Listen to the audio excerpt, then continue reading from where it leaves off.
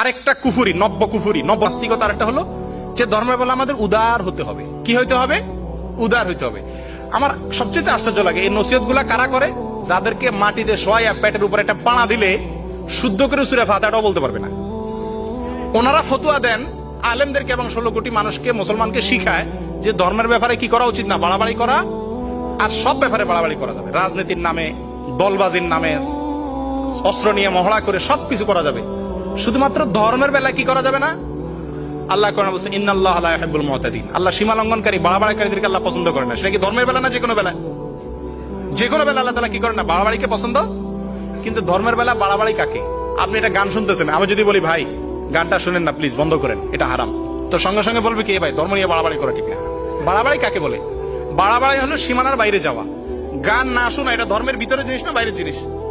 ধর্মের ভিতরের জিনিস আমি বলতে গেলে আমি বাড়াবাড়ি কেমনে হবে? বাড়াবাড়ি হবে ধর্মে যেটা নিষেধ করে নাই, আমি যদি সেটাও নিষেধ করতে যাই তখন সেটা বাড়াবাড়ি হবে নাকি? আজকে এরা এই কথা বলে শত শত মানুষকে বিভ্রান্ত করতেছে।